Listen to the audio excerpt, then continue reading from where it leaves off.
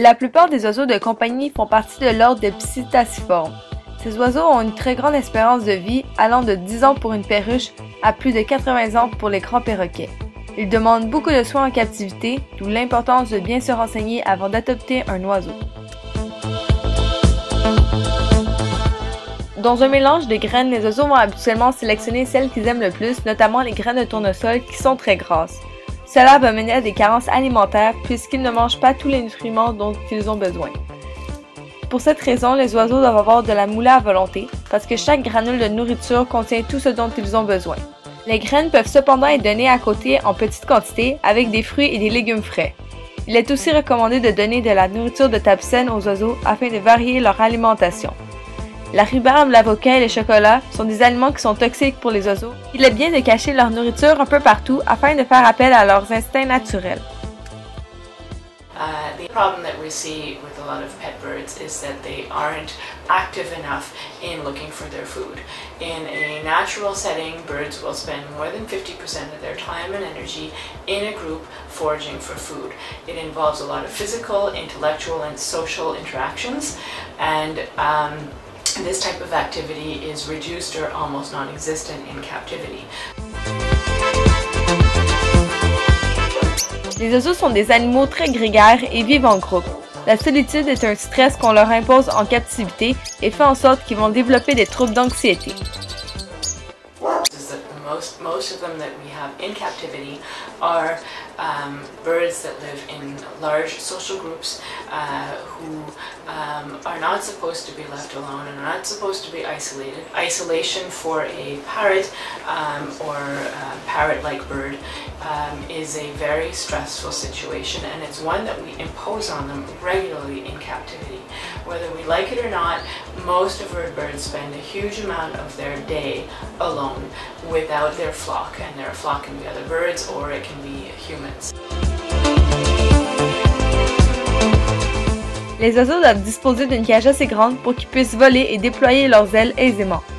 Une cage ne peut jamais être trop grande pour un oiseau, plus elle est grande, mieux c'est. Certains oiseaux comme les pinsons et les canaris volent à l'horizontale, donc leur cage doit être plus longue que haute, tandis qu'il faut une cage plus haute que large pour les cocassiels et les inséparables qui volent plus en hauteur. Il leur faut aussi différents perchoirs ainsi que des jeux éducatifs afin qu'ils puissent s'occuper et se divertir. Most activities involve foraging games and challenges.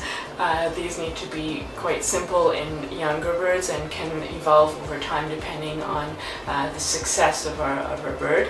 The more we keep our bird busy, the more we keep our bird challenged, the more he is likely to be confident, secure, and less likely to develop behavioral problems in the long run. Excluant les pinsons et les canaris, les oiseaux demandent beaucoup de temps de liberté à tous les jours dans un endroit sécurisé.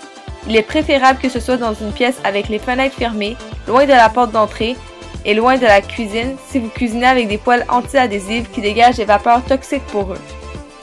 Coupler les plumes des oiseaux est très dangereux et déconseillé. Les nouvelles plumes des oiseaux sont remplies de sang dans le milieu. Puisque le milieu des plumes est comme une paille, lorsqu'ils la cassent, ils peuvent saigner et perdre beaucoup de sang en peu de temps, ce qui est très dangereux pour leur vie. Lorsque les plumes sont plus vieilles, il n'y a plus de sang dans le milieu et elles tombent par elles-mêmes. Lorsqu'un oiseau n'a pas les ailes taillées, les plumes plus vieilles vont protéger les plumes de sang s'il s'accroche à quelque part. Lorsqu'il a les ailes taillées, il a peu ou pas de plumes autour qui protègent les plumes de sang, donc il a plus de risques qu'il se les casse. Les oiseaux ont l'instinct naturel de voler lorsqu'ils se sentent en danger. En leur coupant les ailes, on les prive de cet instinct naturel et ils peuvent alors développer des problèmes de comportement.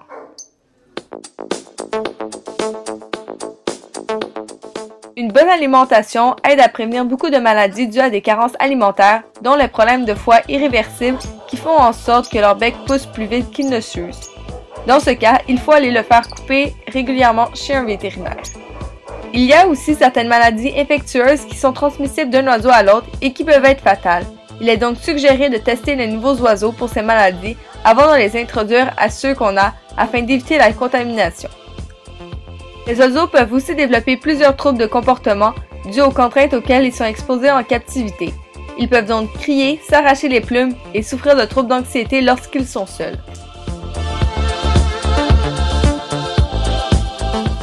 Avant de penser à adopter un oiseau, il faut savoir que c'est un engagement à long terme.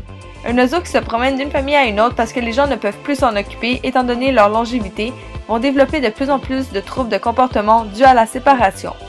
Il faut donc s'assurer que vous pouvez amener vos oiseaux avec vous si vous déménagez et que vous pourrez prendre soin d'eux pour toute leur vie. Bref, avec une alimentation, un environnement et des divertissements adéquats, l'oiseau sera confortable chez vous. Les oiseaux pourront égayer votre foyer avec leur chant mélodieux et certains vont même être capables de vous parler.